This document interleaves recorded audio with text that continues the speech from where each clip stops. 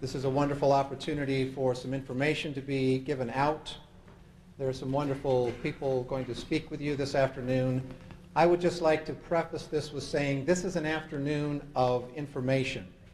It's an opportunity for us to have a time to take a look at how we think and how we feel about certain issues going on in our country or possibly going on in our personal life. I would just like to say it's not an afternoon of debate. It is an afternoon of information. It is very, very touchy in some places. There is an opportunity for us to learn something, to see something, and maybe to discover something. So actually what I'm asking is that we have an opportunity this afternoon to keep an open mind, have an open thinking about the possibilities of what is happening in the world and in this country. And there will be an opportunity for you to question both Ted and Brice at the end. Today we will have a Q&A. So I'd basically like to suggest is that as they are talking, if you have questions, if things come up in your mind, write them down so that we'll have the opportunity to answer those questions and deal with them during the Q&A. Also, any of you that might possibly have cell phones, turn them off, please. Any of you that may have pagers, please turn those off, or at least put them on vibrate so you can enjoy the call.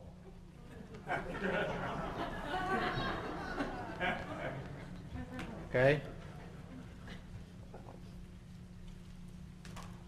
The bathrooms. I know we're going to take breaks this afternoon. So the bathrooms are at the end of the hall down here.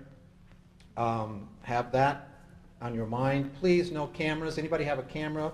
Please, no cameras and no recording equipment.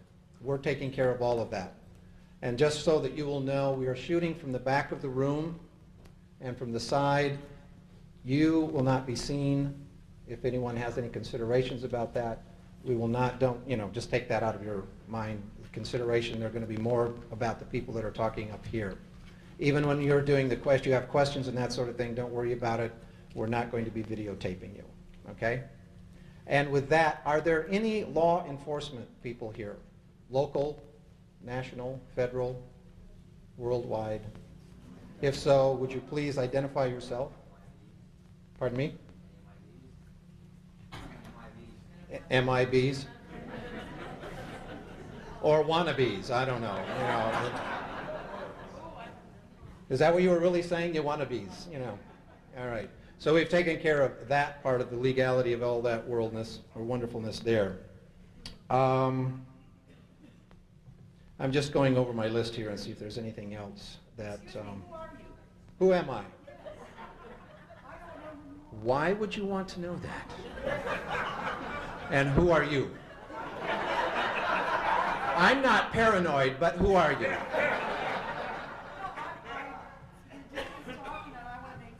I see, I knew that. How about if I give you my name's Paul? Okay. And basically I also want to thank Annie, who sponsored this, and I work with Annie. And she has taken a large step of coming out and supporting something that she heartfully believes in.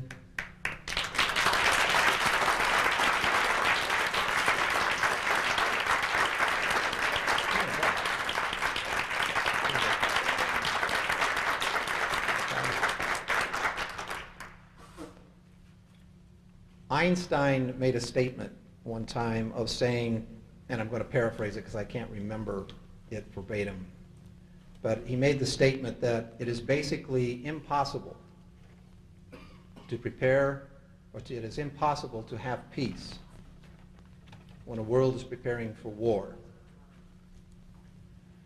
I would just say that to each and every one of us today to look at where the peace is within ourselves.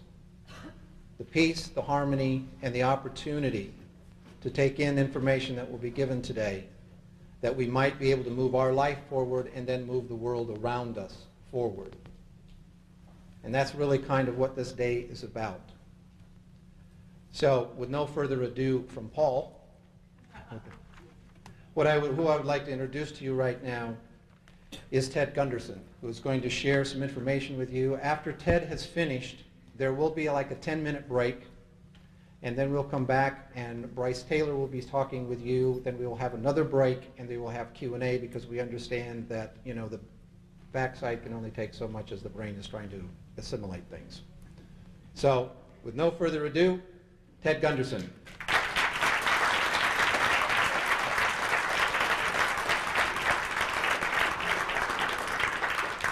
Thank you very much, Paul. I've been retired from the FBI for 20 years, a little over 20 years. And it was quite by accident I became involved in these issues. When I talk about these issues, I'm talking about a vast number of topics.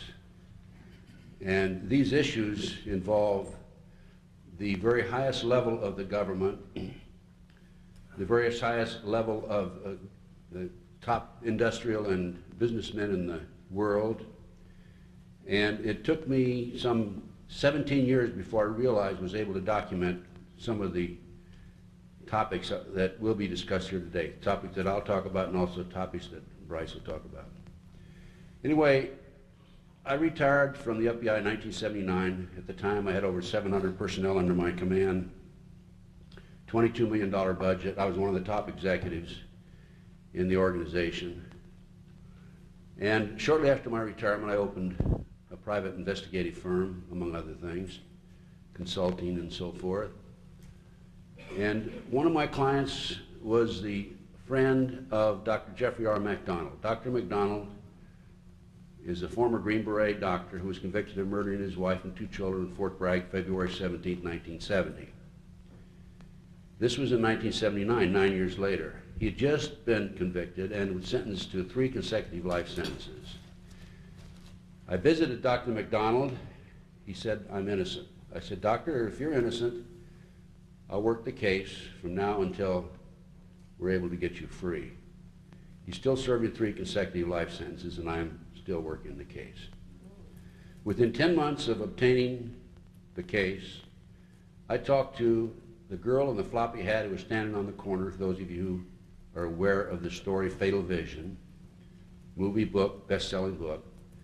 Micah, the MP, en route to the scene at 4:30 in the morning, saw this girl, floppy hat. I talked to her, obtained a confession from her October 25, 1980. The girl's name was Helena Stokely. Helena told me Dr. MacDonald did not commit these murders. They were committed by her satanic cult group, and it was her initiation into the cult that night. They left Dr. MacDonald for dead.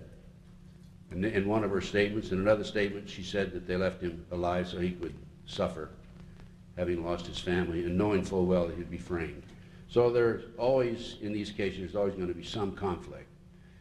But basically, I went public with the information, and on national TV, national radio, people absolutely came out of the woodwork from all over the country and said, "Hey, I know all about the satanic movement in the country today. I'm trying to get out. I'm multi-generation." And it goes on and on and on. I couldn't believe it, because people from Washington were telling the same story as individuals from Florida and New England to California to the Southwest, the Middle West, and so forth. That was the beginning of my education. Now, why did they go after the MacDonald family? This cult was involved in distributing drugs up and down the East Coast. At that time, they were bringing drugs in plastic bodies in the body cavities of the dead GIs coming out of Southeast Asia. They, the CIA and the Army. The biggest drug dealer in the world, by far, is the CIA. And I'm going to tell you some other information and furnish some other information, as is Brice today, about how dirty this organization is. They're involved in international kidnapping and trafficking of children. They're involved in MK Ultra mind control program, and it goes on and on and on. And we will document this information right here in this auditorium. So, I'm still working the case. We've had several hearings, appeals, we've lost them all. In entering the case, I noticed evidence is lost, stolen, destroyed, altered. One of the unusual incidents here, actually a series of 3, there were 3 satanic signs left at the crime scene. Number 1, there was unexplained feathers. There was a headless doll, and the little 2.5-year-old child in shallow ice pick wounds, 10 of them in her chest. S was on her chest. I asked Alina what that stand for. She said it stood for Satan. Well, what is this all about? That was just the beginning of my education. Then, shortly thereafter, I was asked to work a case in Nebraska with John DeCamp. And in the Nebraska case, I flew out there, worked for free, by the way. I'll make it a habit of this, but so what? Anyway, I'm helping somebody. And John asked me if I would become involved in it, and I did. The previous investigator had died in a plane crash. It was very obvious. He was murdered. He was in Chicago gathering up some evidence. He called one of John's associates, a state senator, Lauren Schmidt. He said, "Lauren, I have the smoking gun.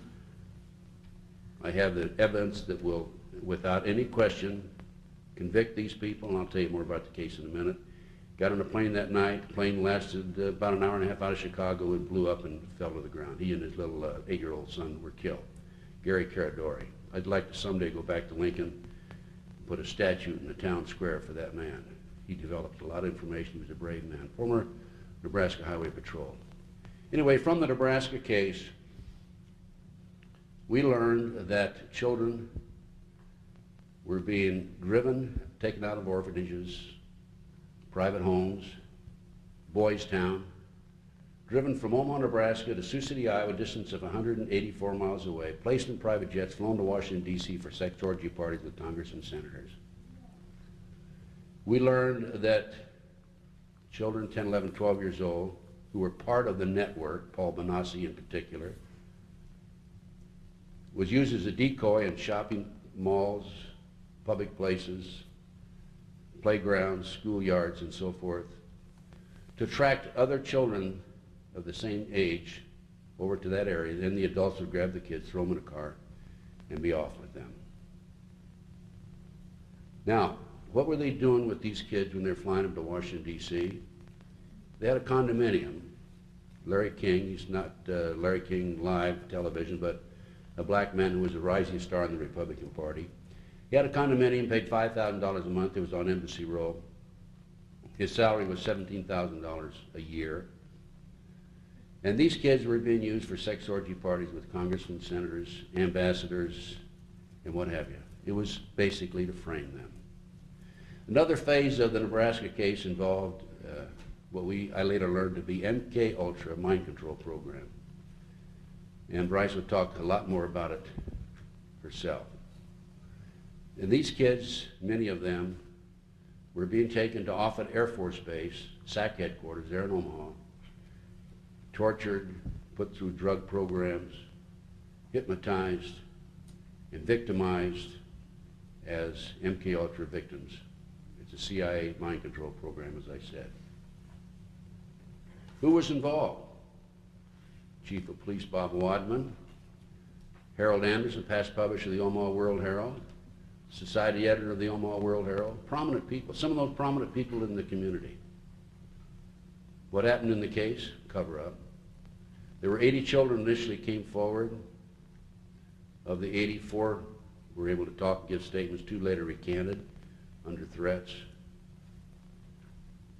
And as I said, this involved, among other things, kidnapping, murder, satanic ceremonies, MK Ultra program. People have said,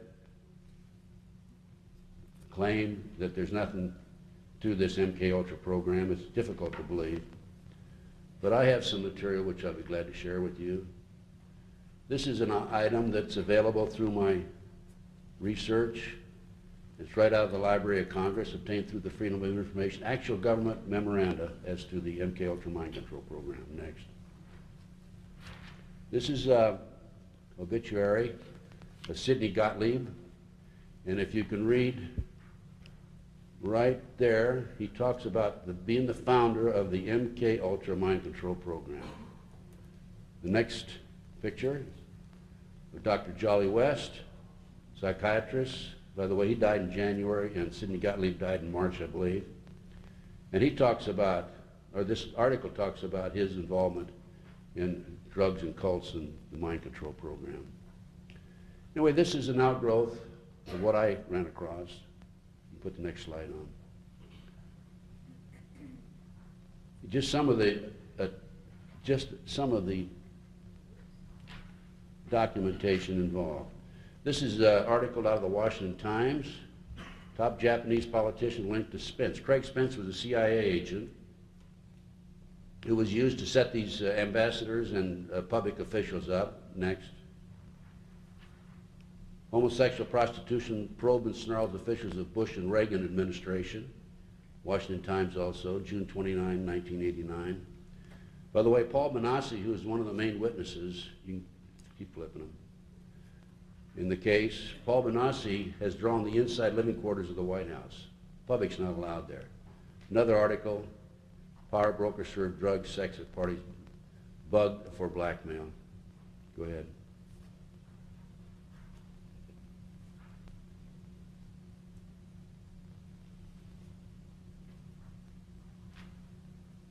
And I talked about missing children and about kidnapped children. This is an article from the Reader's Digest, July 1982. 100,000 children disappear every year in America.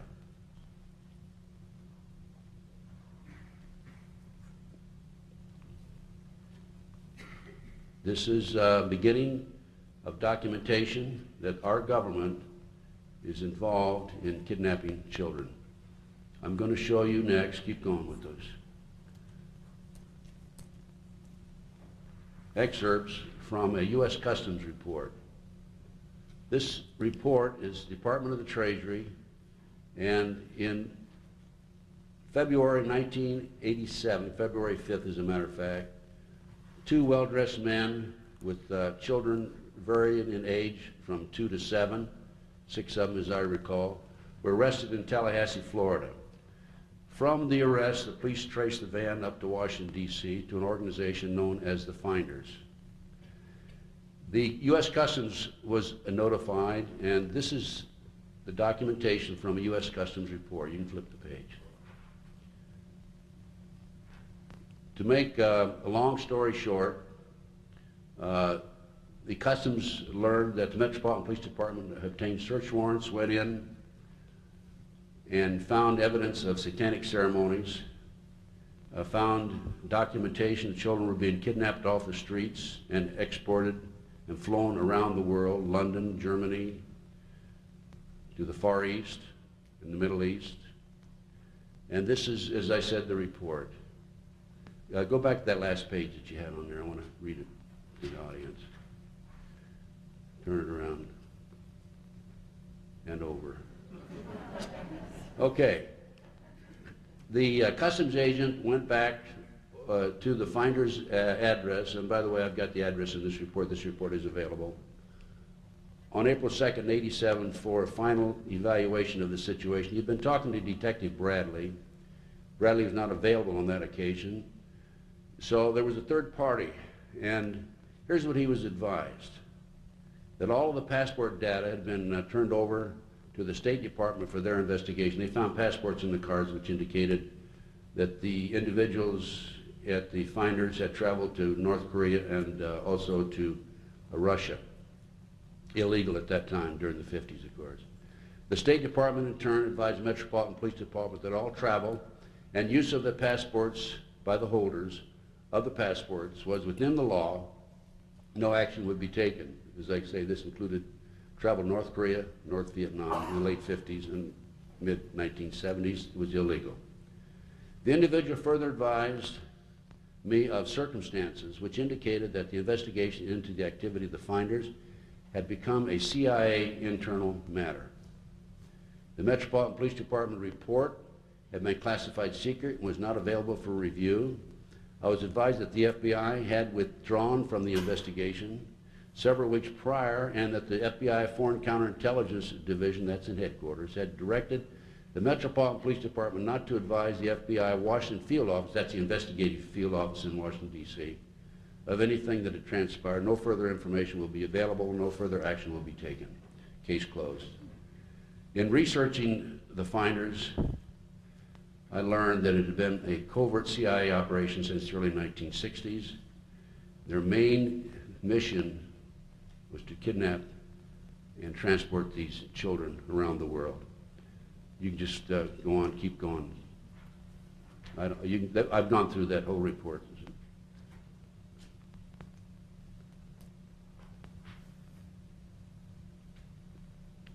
As another case that I worked was the McMartin case.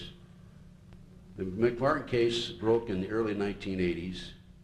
The children claimed that after they were dropped off by their parents at this preschool, Manhattan Beach, California, they were involved in various ceremonies, including ceremonies in a chamber underneath the school.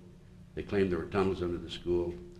They claimed they were molested under the school. They claimed there were children that were sacrificed, the satanic type ceremonies, adults in robes chanting without any clothes underneath them, candles, the whole 9 yards. The authorities went out in 1985, claimed they looked for evidence of the tunnels. The kids said, in addition to the tunnels, that they were flown up into the mountains, Crestline in particular, or at least two of the mountains. They didn't name Crestline, they were too young to know the difference, by jet airplanes. So I did some checking on my own. You can flip it.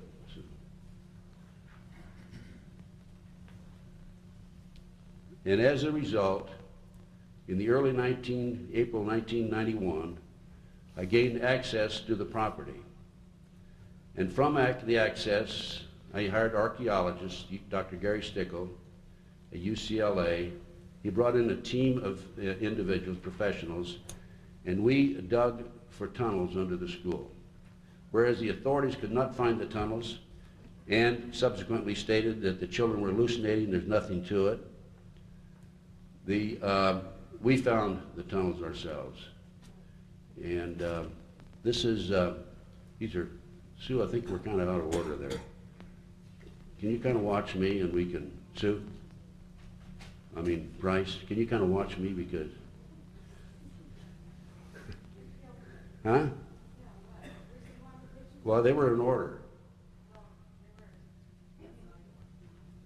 Okay, this is an example of the school. We went out and dug it up and went down and looked into the cross of the dirt. What happens is when you go take a cross section straight down, you can see foreign dirt that had been filled into the tunnels. Keep going, Sue. That's the entrance to the tunnel under the Dog West classroom. Keep going, Sue. Now, the interesting fact here is that these avocado roots were live. There was a dead avocado root over here, which meant that the entrance to the tunnel, there was a 9-foot entrance that had been cut as so. Keep going, Sue. Upside down. Other way. Yeah, keep going. The other way. That was the concrete, no, keep going around.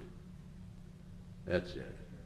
That was the arch between classroom 3 and classroom 4. It was actually arch, and that was the tunnel that went through there.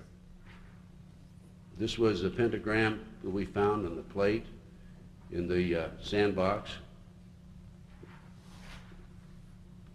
We found this Disney bag, plastic Disney bag, copyright 1982, 1983, in the entrance of the tunnel, actually under the foundation, so it could not have been placed there in 1966 when the building was built. It had to be in place there sometime subsequent to 1982. The tunnel's been filled in. Keep going, Sue. This is the live avocado root that I mentioned to you a few moments ago, and some more. And this is a diagram of the tunnel entrance. There's the live avocado root. There's a dead one. And that was, as I said, about 9 feet across. Another diagram. That's where we found the plastic Disney bag right there. Keep going. And that's the diagram of the school. There is the west entrance that I showed you just a few moments ago. That's the chamber. The tunnel went across the 4th classroom to the 3rd classroom. We didn't have time to explore it further. We ran out of money and also time. We were kicked off the lot, actually. There's a tunnel here. The children claimed that they were taken up into the triplex of the next door, the bathroom of the triplex. There was a trap door there, and taken out into the community and prostituted. We found that the trap door in the bathroom of the triplex next door. Keep going, sir.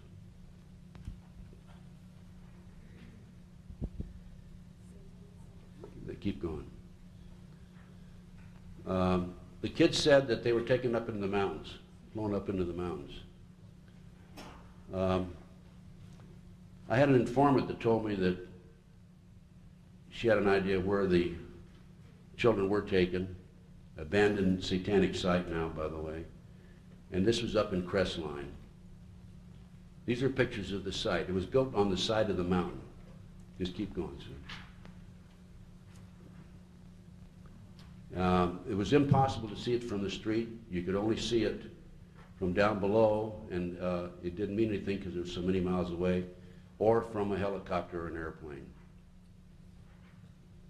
You can see the massive size of it.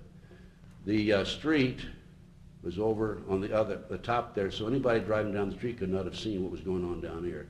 This is, I'm sure, where some of the ceremonies were taking place of the kids that were flown up there. Keep going. That's probably, I don't know what that is. That's, but I think it's about 9 feet across. What would that be, sir? Altar? Okay.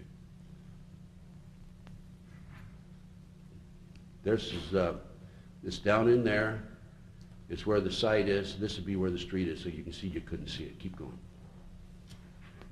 That's probably, that was an altar we think that was broken, a big stone. 666, that was carved in one of the rocks. That was a large circle with all kinds of writing. I couldn't get up high enough to take it all in and get it all on one picture, or a series of pictures. That was in the dungeon. They had a dungeon with a drop hole. The hole was probably about 2.5 by 3 feet, and it was about 10 feet down. It was below the surface. The ceiling was probably about 8 feet high. I think that's where they held their captives before they sacrificed them. Some ovens that were on the property. This is a sign, and you can take the next slide and put it overlay it on top of it. And can you see it there? Oh, turn it around. Turn the overlay. Yeah, that's it. And this is one of the signs that was there. Can you read that up there, Sue? Yeah, read it out loud. The seal of Amadiscus. It was a seal of one of the satanic signs. Go ahead, take the next one.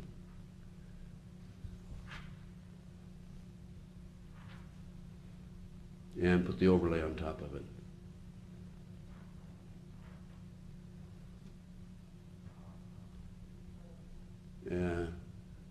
Armistice Day. It's upside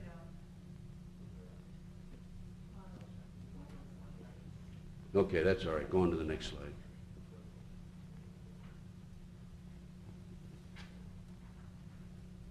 Some more of the site. This is looking over the edge. This would have been where the abandoned satanic site was. Over the edge, you can see that there's no way that you could see it from down below. This is the road that goes down to San Bernardino. These are the 8 basic satanic holidays. We have one coming up, Halloween, very shortly. Witches celebrate the dead. And the next calendar is a more detailed list of the holidays, satanic holidays during the year. Just flip them over real fast. Tells in detail about the purpose of each holiday. Sexual climax and so forth, blood and so forth. Okay? Now, during the McMartin case, at the time that it broke, I called the U.S. attorney, not the U.S. attorney, but the district attorney, and I told him, I talked to Leo Rubin, who was the prosecutor. I said, I think I know where the children were taken up in the mountains, and I'd be glad to take you up there. and maybe have the children go, just turn it off a minute. Have the children go up and maybe they can identify it. She said she wasn't interested. During the second trial, the first trial, Ray Buckey had a hung jury. Second trial, we discovered the tunnels under the school. I called the district attorney. They came out, a fellow named Perez, investigator, said he wasn't interested. There weren't tunnels there. He wanted to argue with the archaeologists. They could have used the tunnels at the second trial, they didn't. Why? The children identified an actor, household name politicians, professional baseball players, professional football players. In my opinion, it was a major cover-up. Okay, Sue, turn it on. So what's going on in America today and around the world? Well, we're talking about a major cover-up. We're talking about control of the media. This is from the Congressional Record, 1915, February 9th, 1917, actually, not 1915. Okay, flip it.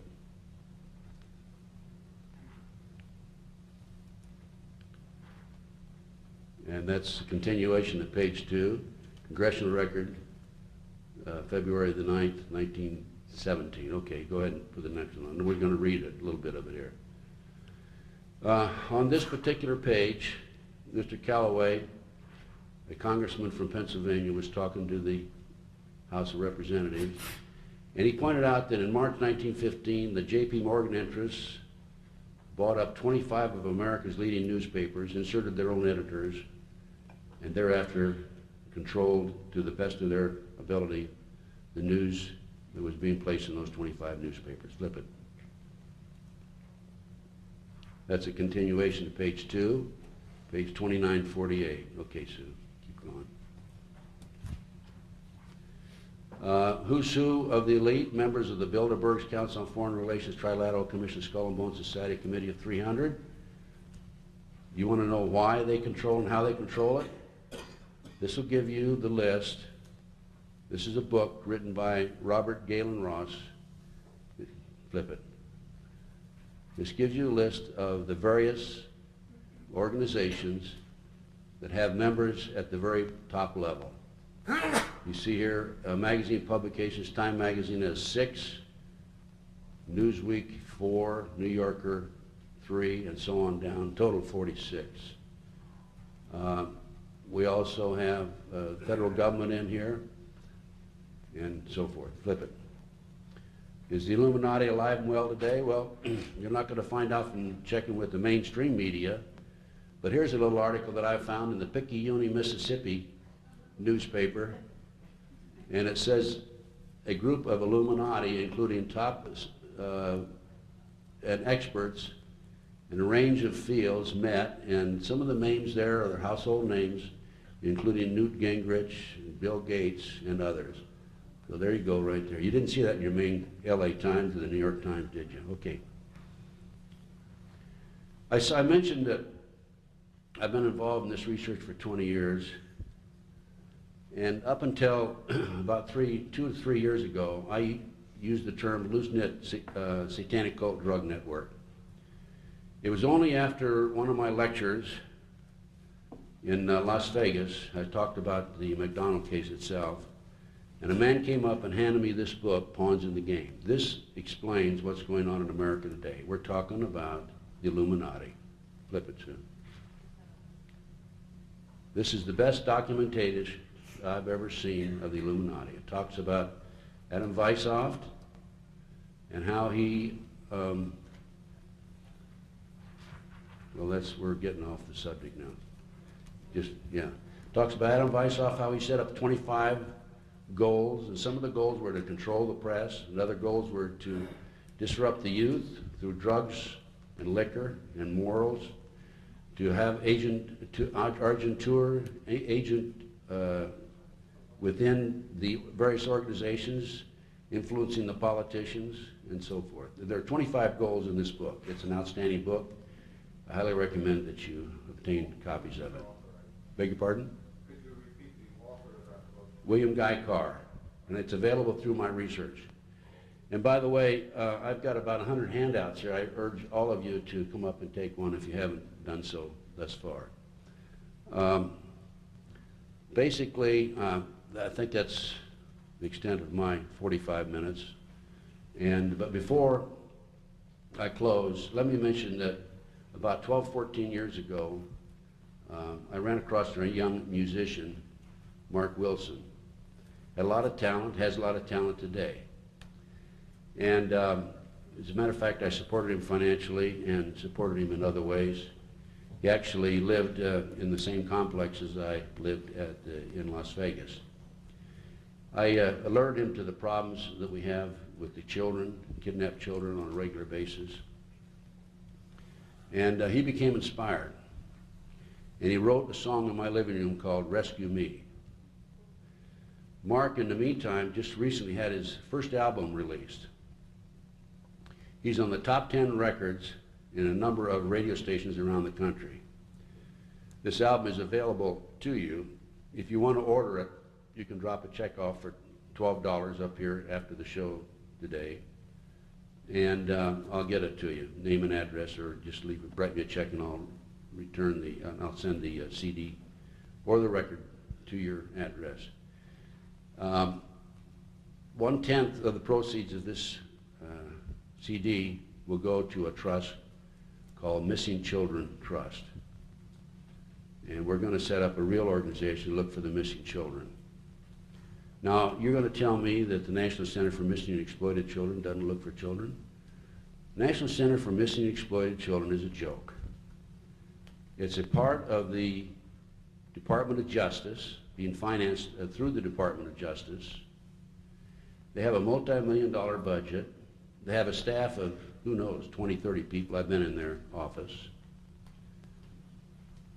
They have found, through the years, and I've known for them to be in existence at least 20 years, I think 95 or 96 children.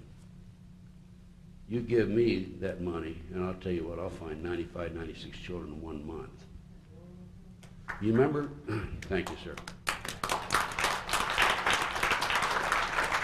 You remember they used to put the kids' pictures on the milk cartons, and they took them off? I contend, I don't know, I can't tell you why, I contend too many kids were being located through those milk cartons. Your federal government doesn't want you to find these kids, because your federal government, particularly the finders, the CIA organization out of Washington, D.C., is the biggest motivating factor behind the missing children in this country today. Why? Well, there's several reasons. Kids are used for body parts, sex slaves. They're used for the satanic ceremonies.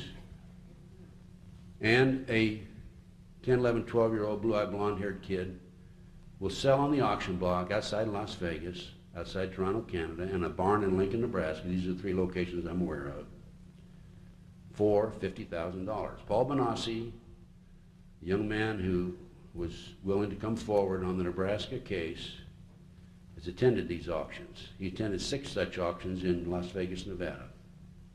The fewest number of children there were 6, the highest number were 36. The auctions took place near a landing strip. Foreigners came in with turbans on and took these kids, put them in the plane, put them in campers, who knows where they went from there. 100,000 children disappear. I have personally filed formal complaints to the great FBI about the finders being an organized international child kidnapping ring. They have yet to come out and interview me formally and get my documentation, which, as I pointed out to you, is a U.S. Customs report. Now, the great FBI, they can tell you how many bank robberies, how many kidnappings, quote, end quote, their kidnapping figures, how many cars were stolen last year, and what have you. They claim in the kidnapping department 75 to 80 children a year. That's a joke. They can keep track of cars, they can keep track of bank robberies, aggravated assaults, but they don't keep track of how many kids disappear every year. And that's by design. Anyway, Mark Wilson became inspired, having made the mistake of hanging around me for too long. And he wrote this song in the living room, my living room, And I think this song, we're promoting it. I think this song is going to go. Now, what I'd like to have you folks do, get this CD. You can order it today, $12. Actually, normally it sells shipping and handling $15. And take it and call your radio station and tell your radio station you want them to play this song. It's called Rescue Me. Let's get it.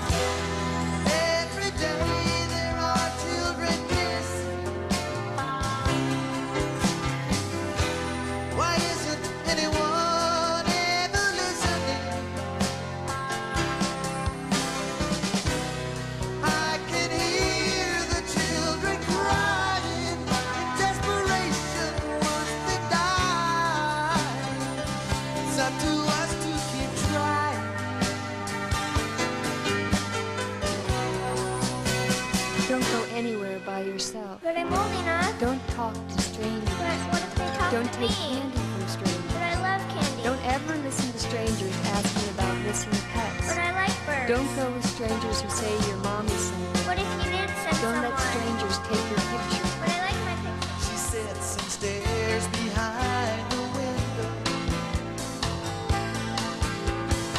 wishing she had listened to what her mom had said. Her fear is deep and full of anger. She prays with hope inside her head. Take me back to my family. Take me back where I belong. Rescue me from this nightmare. Rescue me and take me home. Take me back to my family. Take me back where I belong. Rescue me from this nightmare. Rescue me and take me home.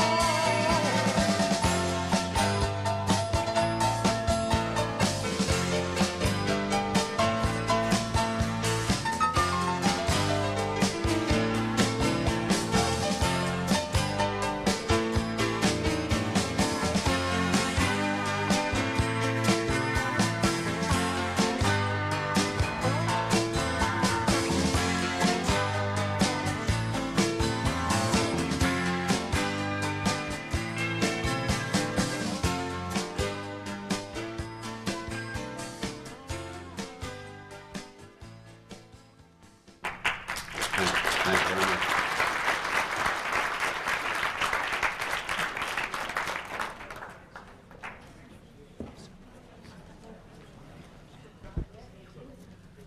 All right. I would like to reintroduce Mr. Ted Gunderson, and he is going to say a few words about our next speaker. And he knows her much better than I do, so he can tell you a lot more about her. Ted.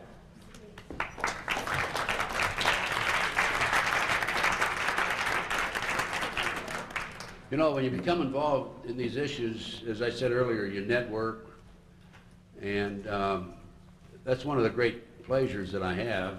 It causes a few headaches now and then also, but I think that's the answer to the problem, if we can all network together and help each other. And a number of years ago, I guess about 4 or 5 years ago, I had a call from a young lady, and she basically told me that she had some problems, and I referred her to another individual who I thought would help her.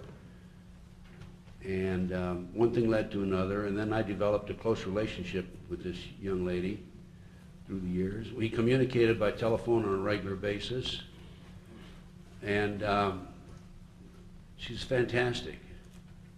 She's really fantastic, and I wanted to make sure that I was the one that introduced her today. I asked if I couldn't introduce her today because of the work that she's done. Of all the people in this field, I think she's probably done as much or more than anybody that I'm aware of or know of. And of course, that young lady is Bryce Tailor. And she's a great person. She's a dear friend. And even if she doesn't know how to flip the overheads, I still love her. But I'm going to flip her overhead, so I'm going to get even with you. Anyway, let me introduce to you Bryce Tailor. Just give her a big hand. She's very special.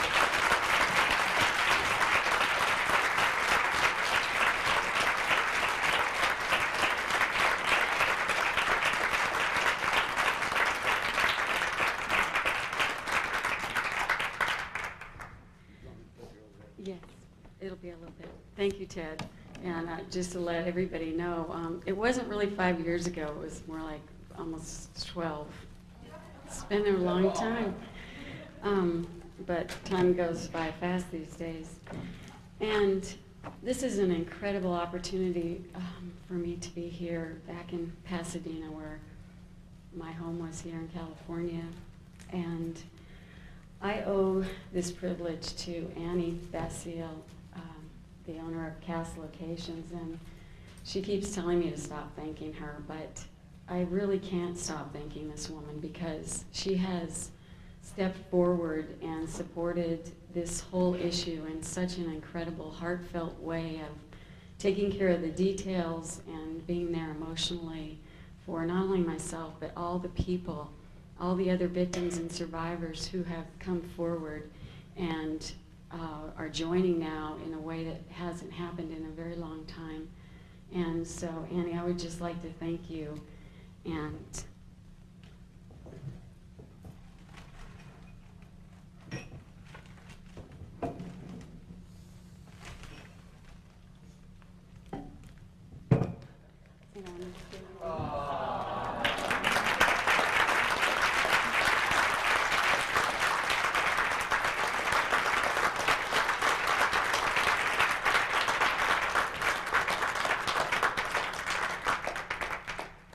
And I'd also like to thank all of Annie's friends, Patricia and Anthony and her family, both Anthony's and her daughter, and all the people that have really worked behind the scenes to bring this whole event together, as well as holding the hands of a lot of us who've been through this and needed to share. When the press release went out saying the Hollywood business owner supports mind control survivor, it was just an incredible healing for not only myself, but all of us that have been through this, as people now not only take us serious for what all we've been through, but also are willing to step forward in an effort to end these atrocities that have gone on behind everyone's backs. So I am just very grateful that she brought me here today to share with you the truth of what is occurring in this country and in the world, in hopes that together we all might be able to expose and end these crimes that are being committed against children all over the world. And I will share today with you my truth as I know it, so help me God. And so I just wanted to state that I'm grateful for the healing that I was able to come up with, which seems at times to be miraculous coming from where I've been. And I owe that in a great deal, that gratefulness to the Holy Spirit and to the God that has led and guided me through this whole entire thing to bring me here now. And it is kind of pretty an amazing thing that I'm speaking in Pasadena, where nearly 12 years ago, I was in a therapy group here for people that had multiple personality disorder. And as part of a prayer, an opening prayer for the group, one of the women prayed, "Dear God, please help one of us heal enough that we will be able to, that this person will be able to go out and get help for all of us." And when that prayer was said, my whole body just kind of turned into little chill bumps, and I knew that way back then that would be me. And so it's pretty awesome to be here in Pasadena fulfilling that prayer and knowing that it has been answered. I also want to thank Ted Gunderson, who, even though he thinks it was only 5 years ago, about 12 or 13 years ago, he began consulting with me by phone along with Catherine Gould and giving me tips on how to stay safe and what to do when men in suits were following me. And he just was there for my security and to listen and to lend a caring, supportive hand. And I'm really appreciative to him for all that he has done in exposing the satanic ritual abuse and the mind control that's gone on. So thank you, Ted. You missed the thank you.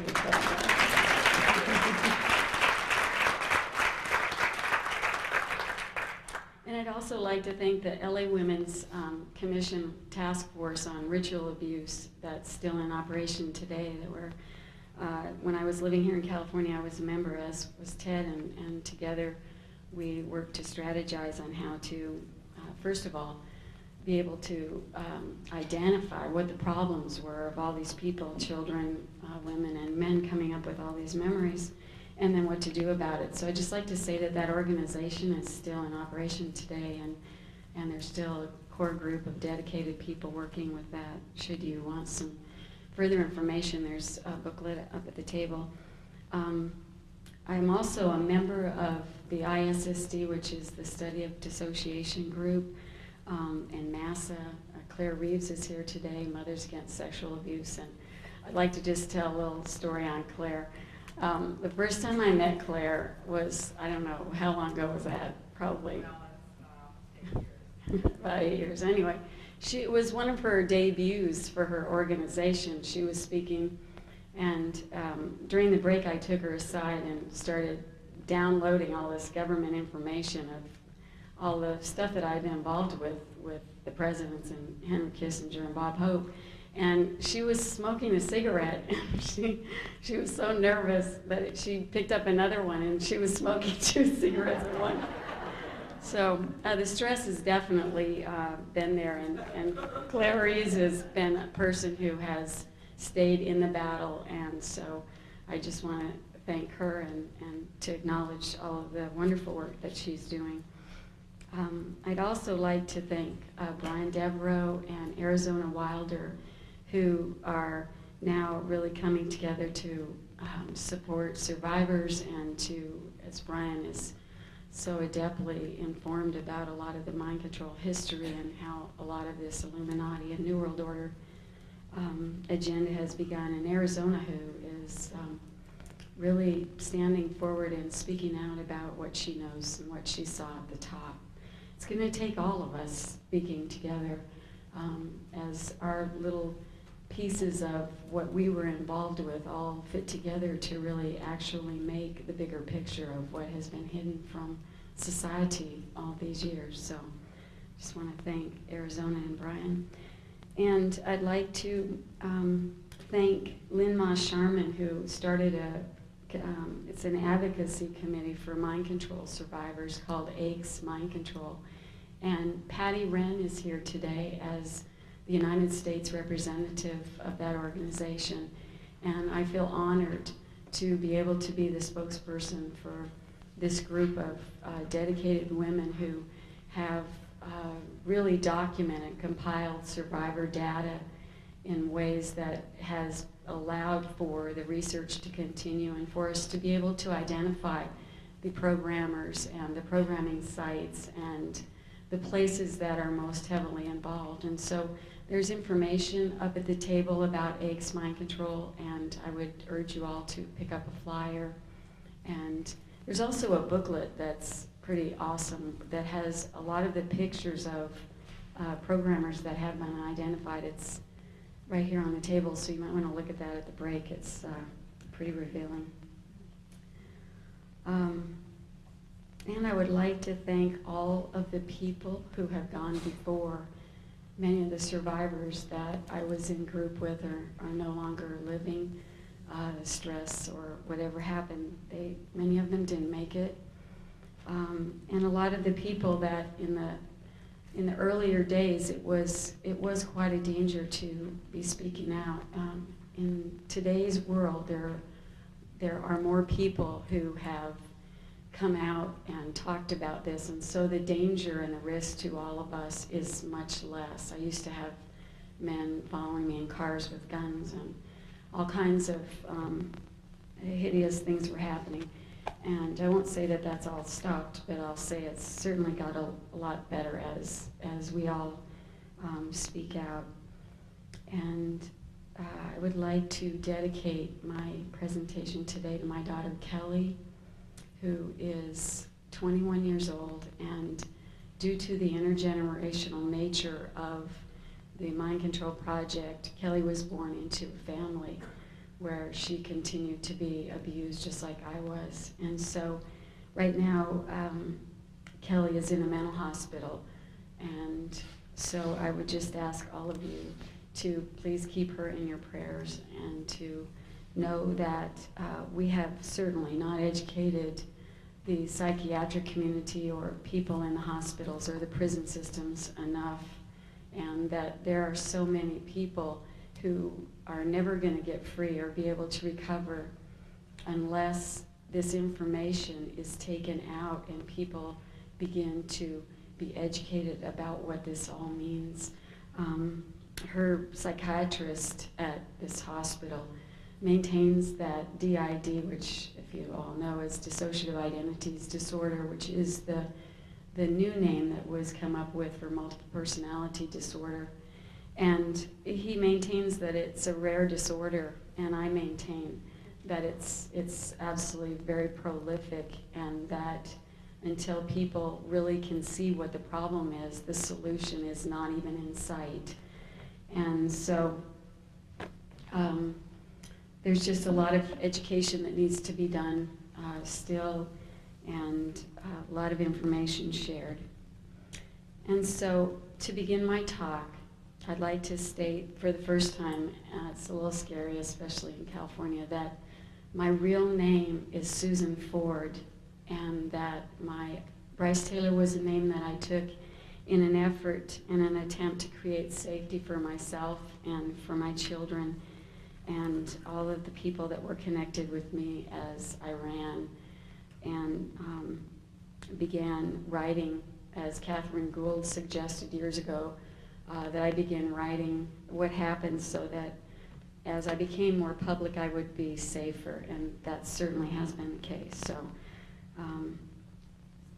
safety, our safety all lies in telling the truth now and in identifying what we know to be the truth, because as the title of my book is, that this truth is not only a truth that set me free, this is a truth that as all of us that have been through this begin to put in our data, it's a truth that sets the world free of a plan set in motion very, very long time ago by members of the Illuminati and even beyond them for what I was part and privy to was their attempt to create and rule a one world government, or as Hitler called the New World Order and George Bush called the New World Order.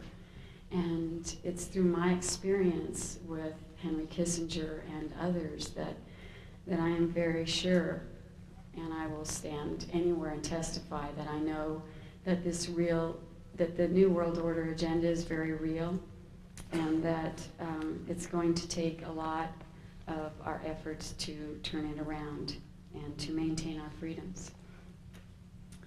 Today, unlike the days when I was in my therapy groups with people who were switching personalities all over the place, I've worked very hard, and I'm now an integrated survivor of intergenerational satanic ritual abuse, and also the CIA's MK-Ultra, and what I understand is called, the sub-project was called Project Monarch. I'm the author of 3 books now. Starshine, One Woman's Valiant Escape from Mind Control, was the novel that I wrote starting in 1991 when I fled California and was attempting to discover what was the problem and why everybody was so interested, men in suits, why they even cared where I was going to therapy or who I was talking to. And so through that book, I was able to put the bigger picture together for myself and novelize it so that people could really understand what I was trying to talk about. I've also written another booklet. It's called Revivification. And Charles Whitfield said to me one day, he said, one day you're going to regret that you named it that name. And sometimes I am, because it's kind of a big word and it's hard to say, but it has a really great meaning. And if you want to look at that book, it's on the table. But it's a recovery, gentle alternative recovery book for people that have been through trauma. So it's a good way to recover memory and to be able to deal with all of that as it comes up. And then my third book is Thanks for the Memories. And that book I started years ago, actually, and it is a compilation of all of my memories that I downloaded out of what Henry Kissinger called my mind files. And so the book that I wrote is just loaded with all of the information that I remembered being privy to within those seeking to bring in the New World Order. So I find it a privilege and an honor to be able to speak out for people like my daughter and my other children, and those who are yet unable to speak out for themselves but have also been through the same thing. Normally the groups that I speak to are mental health professionals, and so we're kind of on the same page, and I really know exactly what they're going to need to hear in order to help the victims and survivors that they're working with. But I know that we have a wide and varied audience here, and it's really very exciting to know that what I always call so-called normal people, like, I get, Annie, you're normal, that people that are not been through this are normal, and so it's really exciting to have normal people pay attention and want to know. And I would just like to say to the survivors in the audience that I thank you for being here to support me today, and that I would like to ask you to really take caution that some of the material that I'm going to present may be highly triggering, and that I know that you know how to take care of yourselves. And if you don't, go see Annie. Annie can hold you. No. There's a lot of people here who could support you, and if you need help, then certainly seek out Annie and she'll direct you. I agonized on how I would present this material to you so that you could really understand what has taken most people a number of years as they've researched, to understand really what the bigger picture is here. And I know that it's vitally important today, and I feel an urgency of time that we don't really have a lot of time to be wasting here, that the plan that has been set in motion is ever marching onward, and yet so are all of us who are dedicated to preserving the freedom of humanity, and especially the freedom of the mind. And it's vitally important to free those many suffering under mind control and expose the system that has allowed this to proliferate, and also to expose those individuals participating at the top that has operated in the dark for so many, many hundreds of years. This system that operates within the government and beyond into a group of people who I reported to beyond the government called the Council have been working in the dark for many years, and this system that they have enacted threatens our country and the freedoms that our forefathers worked so diligently to set up, and the basic freedoms of humanity, and most especially of the mind. And we're at a new crossroads where we're able to finally understand more about the mind. And as we do that, then we will certainly be able to understand how this has all happened, and we will be able to take the technology that was used to harm, and we can use it to heal. And that is my hope for the future. At the conclusion of the writing of the Constitution, Benjamin Franklin was asked, "What have you wrought?" And he answered, "A republic if you can keep it." He also explained that it would require full use of our spiritual natures and our values in order to keep our country on track. And that was why our forefathers founded the nation as one nation under God.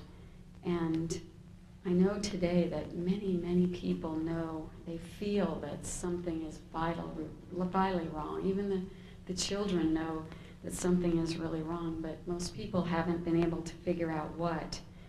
And I think the reason for that will become very apparent to you this evening as I share what has happened in my life and in the lives of my family with you.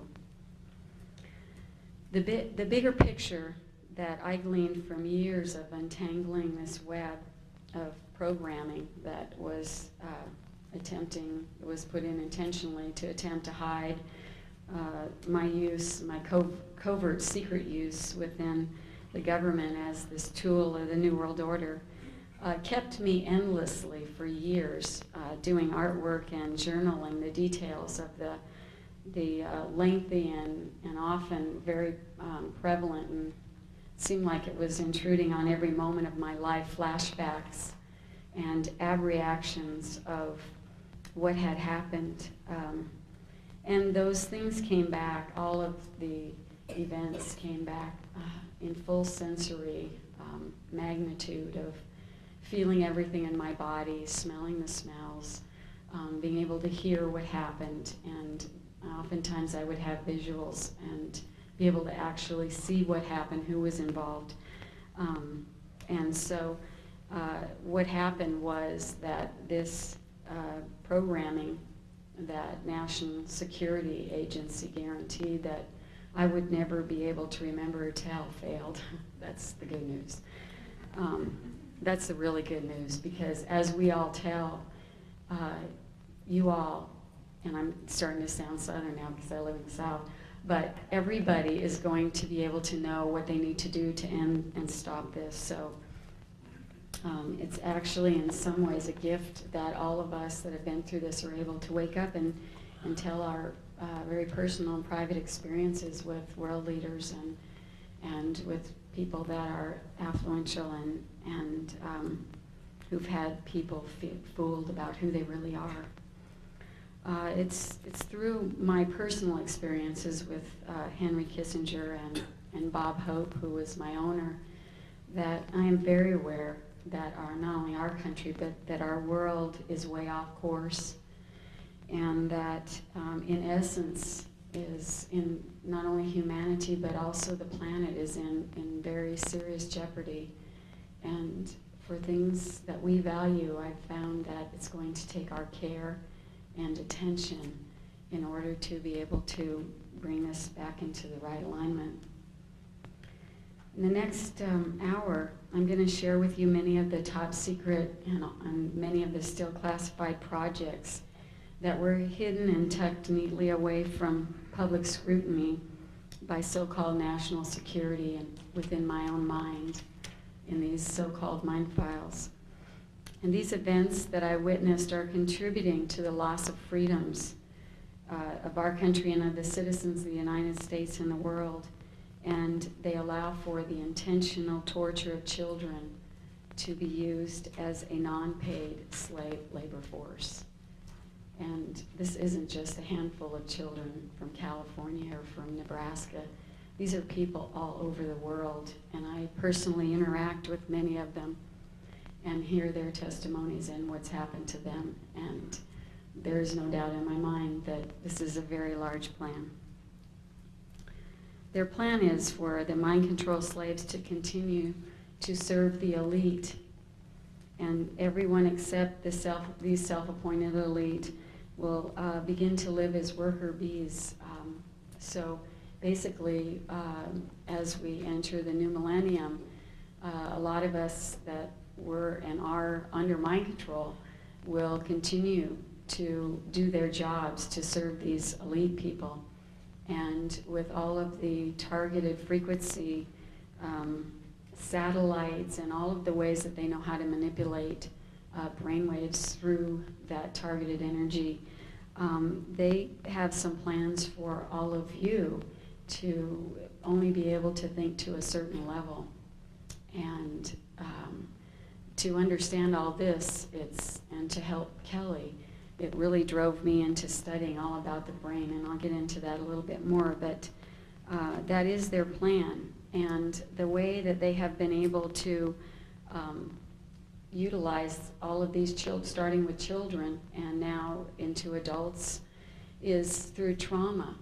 And trauma is the conditioning base that was used to set in the mind control. And the trauma done very early on is something that actually splits and shatters the psyche of a small child who is unable to withstand that much torture or trauma at a satanic ritual or through sexual abuse in family or whatever the list of all the different traumas. What happens is that when that happens, the mind splits into different segments, and it's sort of understanding all of this really demystifies all of the sensationalism that has been publicly portrayed about multiple personality disorder. And I will explain to you that through not only healing my own mind of that, but working with other survivors, that it's merely something that has happened out of someone not being able to take everything that was dished out. And so it's like the mind erects amnesic barriers around information and different scenarios so that as a protection, when that thing happens again, that event, then the person will kind of go down that path in their mind. And the programmers knew all about this. This was not some happenstance programming that just was done in some kind of an experiment, although the experiments were ongoing. And as many of you already know, and those of you that don't know, during Nazi Germany, during the war, when all these people were in the concentration camps, we had people like Joseph Mengele, and many of the Nazi doctors and scientists were actually doing mind experiments and brain experiments on people in the concentration camps. And all it took for me was to go to the Holocaust Museum in DC and look at the pictures, and I knew that that was true as I watched the people being experimented on with all this brain research that they were doing. And the information that these Nazi doctors gleaned in the concentration camps was what has been the foundation for what they're doing here today in our country. And for you to understand how that has all happened, our government, actually the CIA, flew a lot of these doctors, the perpetrators, after the Nuremberg trials, instead of being prosecuted, they were given immunization from prosecution. And our CIA actually flew these Nazi doctors to our country and gave them immunity and set them up with research grants and all sorts of mega funding in our universities and military bases. And they continued not only their further research on the mind, but they also continued their expertise on programming people within the military, within NASA, people that are out of the private sector like myself, where I was certainly not part of the military or any intelligence group, but because of the intergenerational nature of the group of people that they needed the population to use, I believe that I was selected. And so we have now civilians being taken without their knowledge and awareness, not only to major universities, but also to military bases around the country and the world, where they are put under mind control with very sophisticated technology that I will get into more later. So, I'm sure you're asking, how did I wake up? How did I know about this? And I began to wake up in 1985. Up until that time, I thought that I had an incredible family. I thought I had the best family in the world. Certainly we had just about everything that I needed. And then when I married, I had a wonderful husband and beautiful children and anything money could buy. I lived in a beautiful neighborhood in Agora Hills, which was located just a block from Bob Hope's ranch. As we were strategically located, but during all this time I thought I had a very perfect life, and I had no idea I'd ever been abused. And to let you know how it feels to be under mind control and hear about ritual abuse and mind control, I can share my experience where I was attending Pepperdine University working on my degree in psychology, and I attended an international psych conference where Catherine Gould, who, as many of you know, was a therapist who's worked with ritual abuse, DID patients for a very long time. And I went to one of her lectures, and I sat in a room, and I was just puzzled of why people would do this. Why would people be hurting their own children, and why would all the prominent people in the communities be involved, and what is all this horror? And I remember walking out of her workshop thinking, boy, I sure hope I don't get any cases like that when I'm a therapist. And that was the end of it for about 3 years. I actually even joined the LA Women's Task Force and attended meetings under total mind control where I didn't know, but I was reporting back to the good doctors everything that I was learning what was happening. But anyway, so that's how it felt. I had no idea. And but in 1987, or 1985 actually, after a lot of prayer, I started praying real heavily because I knew something was wrong. I just couldn't kind of figure it out, but I did know something was wrong. And so I kept praying for God to please help me and help me decide what was wrong and why I felt so unhappy, even though I had everything that money could buy. I had everything that supposed to make people happy, beautiful kids, and like I told you, my family.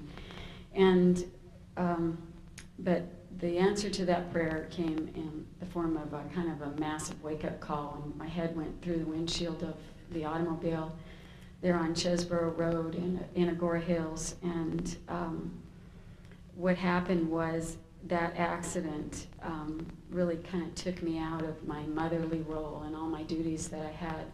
And I really had to take time to recuperate, and I had a lot of massage therapy. And what began to emerge were memories of being sexually abused. And then came memories of ritual abuse. And at that time, I was in school at a college called Ryokon, and I was working towards my master's degree to be a clinical psychologist. And I still had no idea really what this all meant, but all I knew was that my memories now began flooding in to the extent that it was either continue on with school and put my past behind me like everybody kept telling me, just, let the past go, just live in the present, or enter therapy full time. And so I entered what I now understand was the true master's program, which was a personal journey of believing and understanding and exploring my own inner space and really going within. I learned to meditate. I began not only doing yoga but teaching yoga, and I was in therapy increasing amounts of time as I was having a really hard time dealing with what all this was. And as I would begin remembering, I would have my suicide programs would kick in, and I would call my therapist, both of them, endlessly telling them I had to kill myself, and I wanted to jump out of buildings, hotels, jump out of the windows. And when the memories began really threatening and emerging even more, I would cut and burn my arms in an attempt that I would do what my programming was commanding. And it was an attempt, a very sophisticated attempt, to take my attention away from what was really coming up in the form of national security memories. And certainly by cutting myself, that would make me have to focus on something else. But I'm sure that the reason that Henry Kissinger and others picked me was not because I was stupid. And although in those days I felt, as they had created, I felt really ugly and I felt stupid. But I was able to figure out pretty quickly that this was programming, and this was something that I needed to figure out how to get around. And so as I began working in therapy with all of the ritual abuse, the systematic abuse that happens to children, the endless tortures that kids report all over the country, that I don't think I need to go into all the gory details, but it all happened to me too. And why people, sane adults, would think that little children all over the world would be making up these kind of realities is something that I still have a really hard time understanding. And I know how painful it has been for me over the years to report what has happened and had people either turn away out of horror and disbelief or out of fear for themselves and their own lives. And I can only imagine what it must feel like to a little child to be telling what's happened and have no one believe them. And so I'm here today as an advocate for the children who have been through this. And I will tell you that the satanic ritual abuse is not some religious fanatics that are going off the deep end.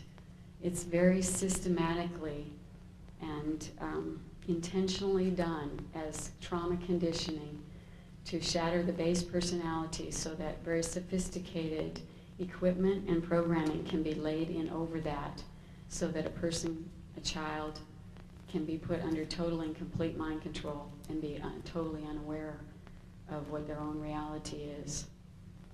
So as I was in therapy uncovering all of this, I journaled everything and I wrote and did artwork, and I began remembering abuse by my family, by my mother and father, who tortured me and delivered me to military bases and to all sorts of places for my programming. And it wasn't until I had the memories, the most painful memories that I had, were some of the last ones I had were of the ways that I also was used to torture and program, deliver my children also to military bases and places where they would also be programmed. So this system needs to be understood, how it happens and why people have been involved and why they might not even know that it has happened to them. But when I started realizing that my ex-husband and I had both participated in even my own children's abuse, I began to have some compassion and understanding for my parents and for people like even the Buckies in the McMartin preschool, because perhaps, given the reality of understanding how this system works, perhaps they also are or were unrecovered victims who themselves may not have even remembered what they were involved with. That's the intentional way this was all set up. So as we're able to really come to a higher level of understanding how this system works, we're going to be able to bring the kids and the adults suffering still, bring them recovery and tools for helping. I was taken to U.S. military bases as a very small little girl, where I was programmed, and I met for the first time one of my father's uncles in Long Beach, and his name was Charles Lilly Horn. And I believe it's because of my family affiliation with this man, who was the owner of Federal Cartridge Company, which was a munitions manufacturer, and also the Olin Corporation, which later I believe even went on to fund some of the research used on the mind control, that I became involved in this. And so I also had my grandfather, who was mayor in Correctionville, Iowa, and was held different political positions over the years. And so through the intergenerational structure, I was actually taken back to Iowa, and I was involved in satanic rituals there at the hands of my father and my grandfather. So I was able then to understand that this was intergenerational. This is how this works. So a lot of the projects that are now housed and are still ongoing are in the military bases. And some of the ones that I can name for you that I was taken to personally are NASA bases, UCLA Neuropsychiatric Institute, where I was programmed to report to Dr. Jolyon West, who was working in conjunction with Henry Kissinger to lay in my very sophisticated national security protected, they thought, programming. USC, the University there of Southern California. I was taken to Bethesda Naval Hospital, where I had an implant inserted into my nose. I was taken to Edwards Air Force Base, Point Mugu Naval Weapons Center, and different bases in and around 29 Palms. And I was taken to a lot of other places, and still, as yet, I'm not able to identify where specifically a lot of those places are, but through like the information that's been compiled through AIC's mind control committee, a lot of other survivors have filled in the blanks. So that information is available on a website, and as I said, you can pick out a brochure up here when we're finished. So what they did on these military bases was they used drugs, a lot of drugs, and torture of the mind and body. I was subjected to sensory deprivation chambers, light and sound technology, where they would flash bright lights in my eyes, like in Conspiracy Theory, where Mel Gibson's, showing eyes wide open. That's all programming, and that's exactly how it happens. And just as a little aside from this, Walter Bauer, who wrote Operation Mind Control in 1978, exposed all of this. And because of the massive CIA cover-up, although his book was made a bestseller, it was bought up out of all of the bookstores by the CIA, and people weren't educated and informed about this, so it continued to go on. But Walter Bauer was actually one of the consultants on conspiracy theory, and so that movie is not fiction, it's fact. And there's a lot of it that's very true for people that have been through this. They often played different sounds in each ear, some very piercing, painful sounds, and in the other ear, sounds that were barely inaudible, and they used hypnotic technique and frequency technology coupled with electroshock. So it's pretty horrific stuff, and it's been really pretty helpful to expose what all of this is in an attempt to stop this. I'm going to show you later pictures of my son Danny when he was taken to some of these bases, and it'll help you, I think, have more personal experiences of this. But all this programming was done on myself and others. And personally, for me, it was done so that I could later be used by leaders as a sex slave. They called it being a presidential model. And I was programmed to wear diamonds as a program identifier to people that within the agency or within the government, then they would know who I was and what my programming was and what I was capable of. And I was also programmed to have what Henry Kissinger called mind files, which was a systematic way that he programmed lots of data into my mind that I was programmed to have, first of all, perfect photographic memory, and he would send me into archives in DC and private offices of people he wanted to spy on, and into Pentagon top security areas. And he would tell me then with instructions to go in and open certain file drawers and photograph the information in my mind, and then I would report back to Henry, and any information that he would need then would be very accessible to him at a moment's notice. Other slaves have been used as assassins. I was also used as a drug courier, putting together drug runs, and through all of that I realized and was privy to knowing that our government, our United States government, is primarily backed by guns and drugs, and it doesn't make me very proud of our nation at all.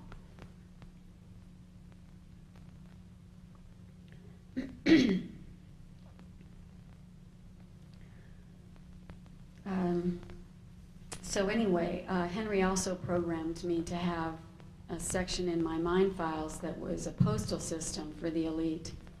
And I was sent around to world leaders and to members of the elite families in order that they could be delivered the messages that I had been programmed to deliver, or to retrieve messages or answers to questions about would they cooperate. And then I would deliver the message back that I had gleaned from being flown all over the globe. I would deliver this information back to Henry.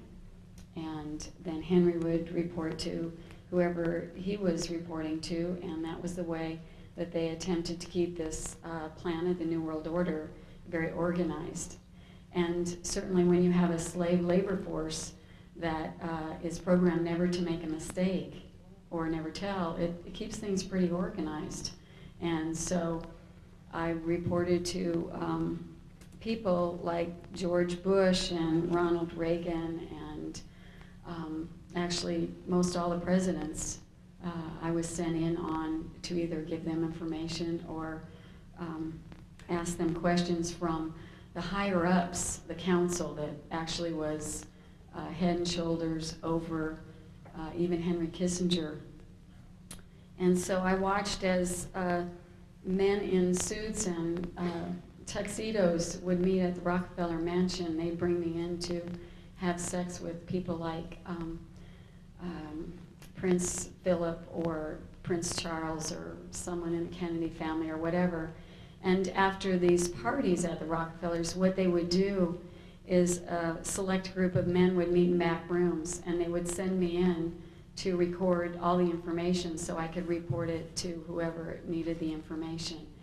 And it was a process of downloading all of this information that I realized that all of the wars that have been fought and a lot of the horrors that have happened to people on this planet were not accidents, including like the stock market crash, that they were all planned intentionally. And people like my grandfather, who was a multimillionaire, was privy of when the stock market was going to be crashed, so he could take all of his money out and reinvest it at very low prices. And so I watched from the inside to see that things are not as they have been publicly portrayed by the media, and that there is a media agenda, that people like Henry Kissinger and others met and decided what was the strategy going to be that they were going to then tell the media for them to report to the world. And so I watched as I saw all of this going on, and I had kind of a broader spectrum of reality than all of you, although it has taken me time to kind of catch up on what the world thought was reality, because I wasn't allowed to really know what that was. And so, anyway, that was some of my government use, and I'm going to also get into that more. But I also wanted to highlight the fact that as a child, I was also used in massive amounts of child pornography and prostitution. And that was carried on often in church basements where I attended the Woodland Hills Presbyterian Church and also St. Mel's Catholic churches.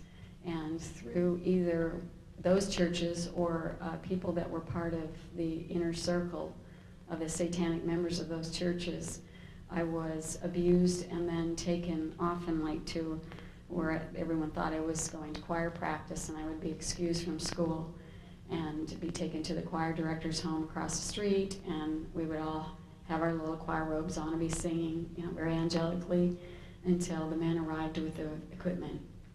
And all the equipment then was taken downstairs, and all of us children knew that that meant it was time to go down and be filmed in pornography.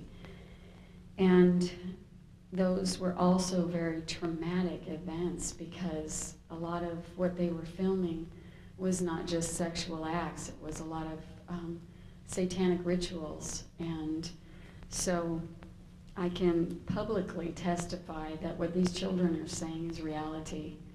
And I can also say that I was used even as a child on Ventura Boulevard near the Corbin Bowl to coerce children that were my age into black sedans where the men had TVs and candy and all kinds of things that I was told to lure children into the cars, and they would happen to be shopping with their mom, walking along the boulevard there, and then I would say something like, would you like some candy? And there's a TV in the back of this car, do you want to come and see it?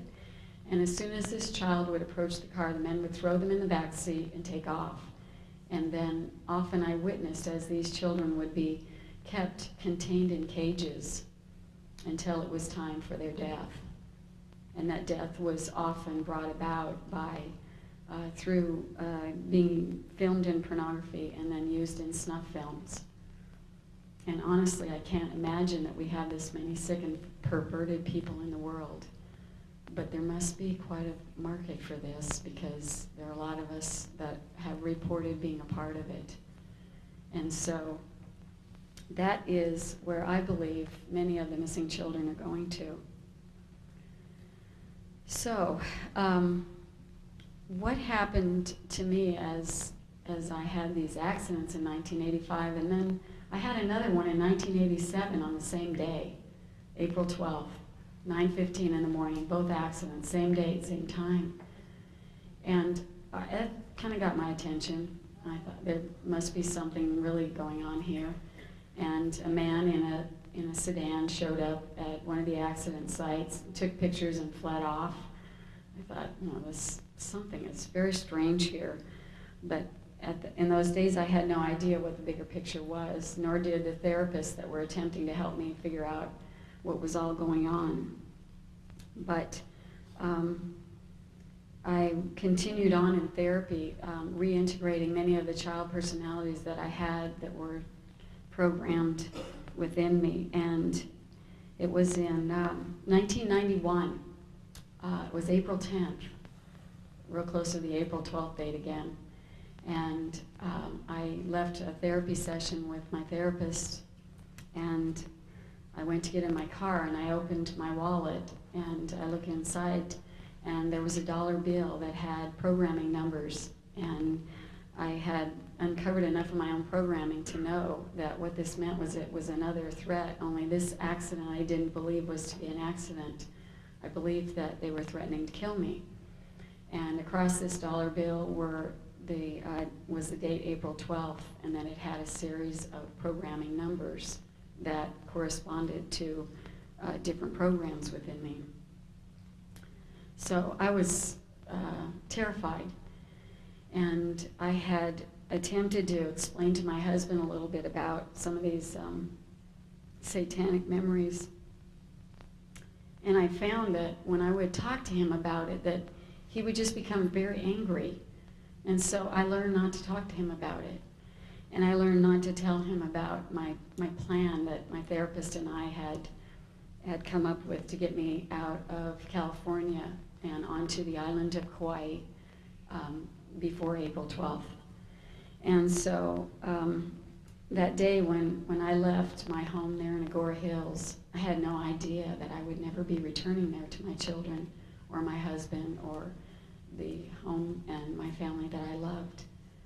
And once I got to the island, I didn't have any money because I had to leave everything. And so I began using the ocean as my therapist. And I had a person came to me and gave me a light and sound machine. And I was terrified of it because that was the very thing, some of the very things that had been used to program me. And I thought, oh my God, what is this? But this man very patiently sat with me while I re-experienced a memory on it and found that it was much less painful to recover memory with that.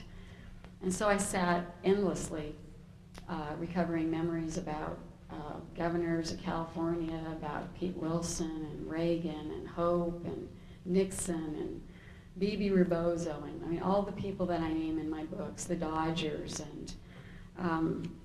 and had I not had the ability to document all of this, I would have thought I was crazy, because it didn't really make any sense until I was able later to really put together the larger picture of what this whole New World Order agenda was. And then with that, it started to make sense of why all of these people were involved.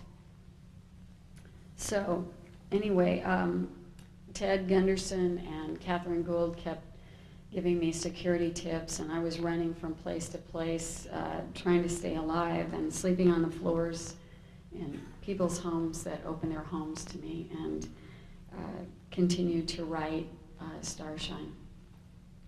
And then later on, over the years, the further deprogramming that I did in memory retrieval, I spent hours just sitting in a meditative state, remembering and detailing all of it in writing, and that's what's in my book. So I won't be able to cover all of that, but certainly I hope to give you the bigger picture, and then with the information in my book, you'll be able to see how I was involved with even more details with all of these people, including people like Alan Greenspan. So one perspective I would like to share with you is that I believe that the mind control is one of the major secret weapons of those people bringing in the New World Order.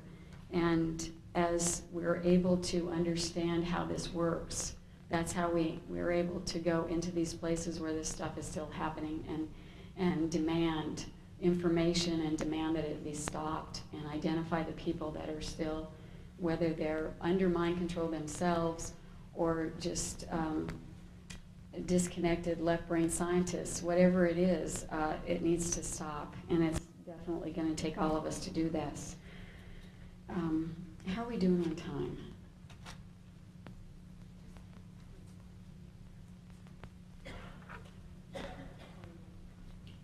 24, 6.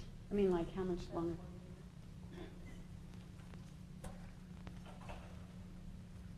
Okay, I wanted to explain a little bit of the mind control enhancements that I had. And one of those was, like I already told you, the photographic memory and the ability to store vast amounts of data for quick recall with the encoded files that Henry Kissinger named with code names. I was a message courier imputed with specific words and programmed to deliver them to exactly as they were programmed into people all over the world. Total recall of conversation with people and then be able to report it back word by word, everything that was said, including sometimes when there was rooms full of people conversing. Sexual expertise, I was trained at training farms and by all kinds of prostitutes and Playboy bunnies and everything to be the perfect sex slave for Bob Hope, as was Kelly. And that sexual stuff is something that you can read about in my book. I talk about sexual encounters with all the presidents and world leaders, but for you to really understand that Henry Kissinger and others, they knew exactly what these sexual encounters were doing, that they were actually setting up a different brain function, and that once after sex, that when this information was then given to somebody, that then they would be receiving it in a different brain state and it would carry more importance. So it wasn't like some stupid little thing they were doing, although I found that most men were very easy to sexually manipulate, and then often they were then through the coercion that happened through myself and others, if they weren't already involved in the New World Order agenda, they were after that. And especially if they were pedophiles and had sex with children, like George Bush, who had sex with my daughter Kelly at a very early age during the time he was vice president. When Reagan was president, I was prostituted to him and Kelly was prostituted to the vice president. And so whether these people are themselves under mind control or not, it needs to be exposed and stopped. I mean, this is just horrific. I was programmed, as was Kelly, as long-distance swimming without tiring so that I could swim between ships, passing information about drug runs, or to meet council members or some of these men that are puppeting the world out in the middle of the ocean at very strategic locations, where then I would listen to their instructions or the information and report it back to those who needed to know. I was involved in a lot of parapsychology and psychic research and remote viewing and telepathic communication studies and experiments. And although the government often makes fun of psychic ability, believe me, way back when, years ago, they were using all of this psychic technology with all of us, remote viewing and asking us, what are they doing in this country? What is this person doing? And also the telepathic communication, where when people wouldn't give me information, I got it anyway because I could read their minds. And so a lot of this is technology that all slaves have, and these programming things can be put in place with all of the methods that I told you about before. So Bob Hope would have parties, and they would bring in lots of sex slaves, and they would keep people like my children in back rooms for people that Henry called people with alternate sexual preference. And what this means is that they were pedophiles. And so whatever it was they wanted, if it was sex with kids, if it was drugs, alcohol, whatever it was, these people were brought into Bob's parties, and they had already carefully researched, Bob and Henry, everything that they would need to know about different people that they then invited to the parties in order to enlist them further in the New World Order agenda. So I was a part of, at those parties, compromising, manipulating, and targeting people as I was programmed.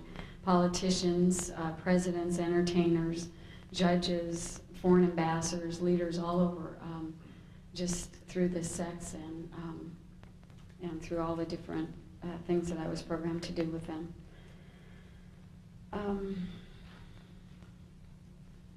I also was privy to a lot of the projects, the mind control projects that were being done at USC. My ex-husband was in dental school there, and I was not only prostituted to people in position of authority at USC, but I was also taken into some of the programming centers there and programmed, and I also delivered, like I'm standing here today, only now I have my own agenda, but Henry would often have me demonstrating the mind control technology to people who they wanted or needed to know about that.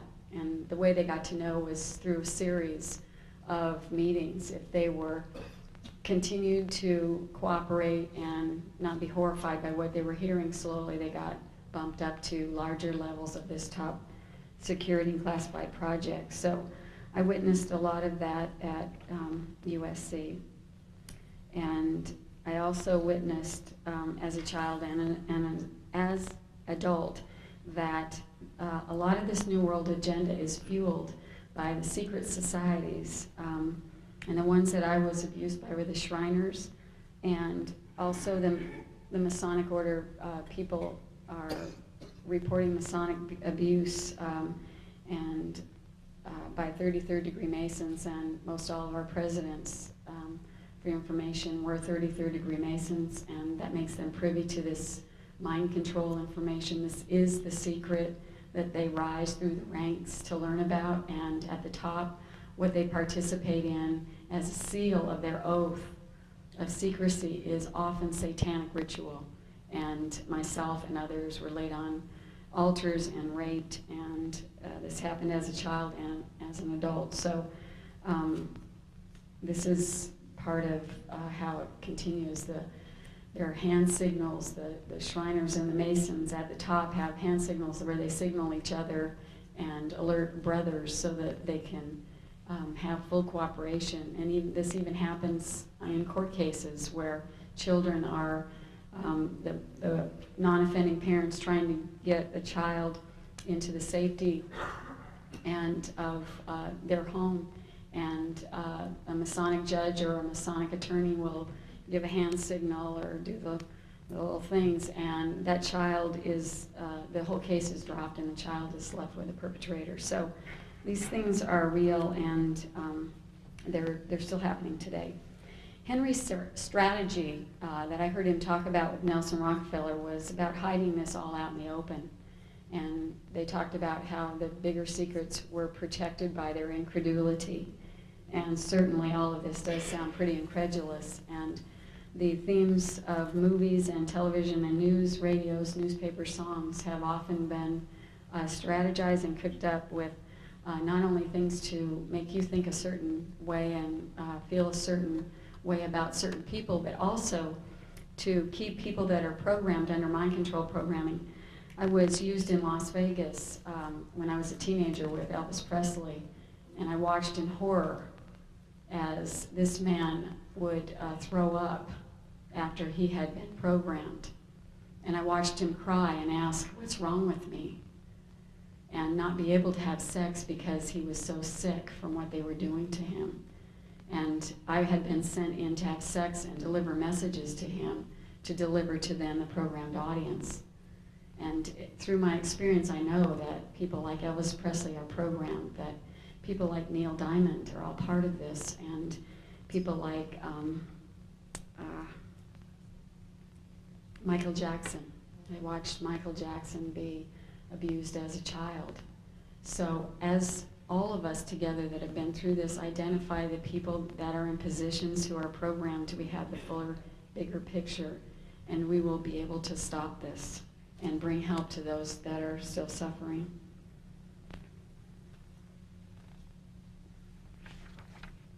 I talked a little bit about being used with Alan Greenspan and the Federal Reserve, and Henry sent me, and they had a very large organized strategy using a lot of the Federal Reserve banks to launder drug money into, and I would be sent to different corporate heads or different people that were part of this with different banking account numbers or where they were to send the money.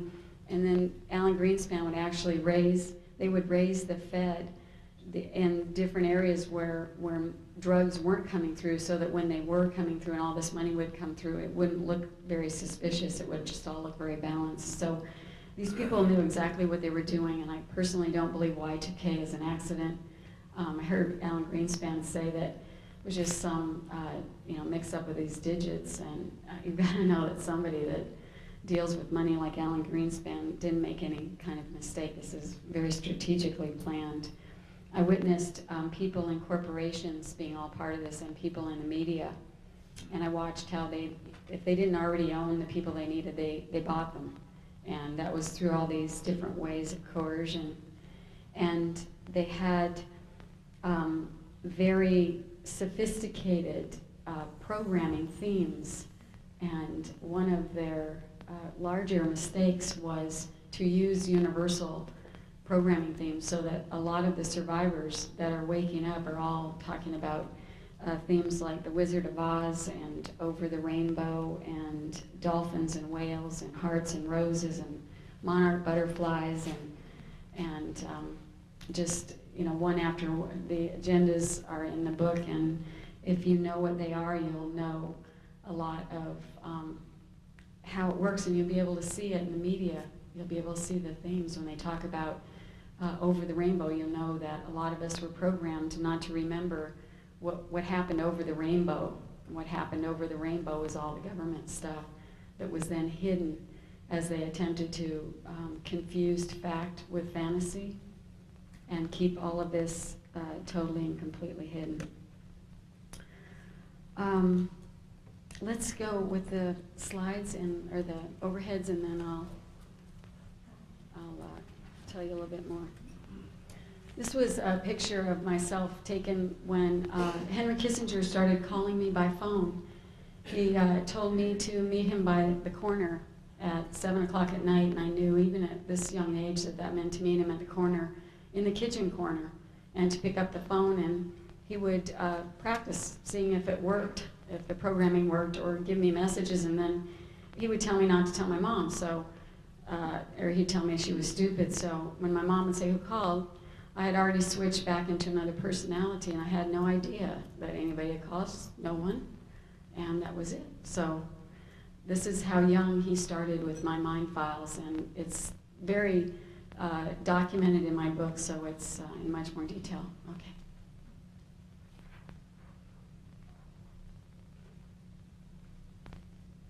Hurry up, Ted.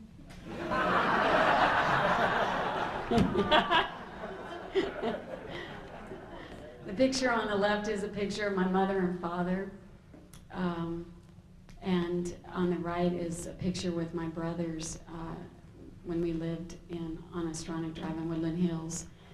And then the picture on the bottom was myself with one of my dolls that my dad used a lot of my dolls to program in different identities. Okay, next. These were pictures taken at different times. The picture at the top was taken during the time I was being prostituted to LBJ. And then down at the bottom left was my high school picture during the time I was working heavily with Kissinger and with Nixon. And also the one on the right was a lot of government, a lot of foreign policy within the White House. Okay. This was some artwork I did when I started identifying the mind files and the information that I had. And I wrote all these little, it looks like little chains around all of these top secret mind files, because these were all the programs And I can't see it very well to identify it all, but it was like a program to have a migraine headache, program to fall asleep if I began remembering, programs to become confused if I began remembering anything, programs to recall an 800 number and report on myself, that I'm remembering something and I'm at this and such location. And so then they would reorient me back to UCLA Neuropsych Institute to come back in for some reprogramming. Or then on the outer layers are all the family, the satanic cults that keep everybody in line within communities, where a lot of the professionals themselves are either under mind control or are participating at this, keeping everybody under control. So there's webs within communities where people are all under mind control. And certainly as families are cross-programmed, it's like my ex-husband, our marriage was arranged when we were 13, and we were cross-programmed and with very sophisticated equipment in Ventura to fall in love and then get married. And he was trained then to become my handler and hand me over to people like Bob Hope or Ronald Reagan or whoever it was that he was instructed under mind control to deliver me to. So this web is large, and what it takes to get out of that web is nothing short of miraculous.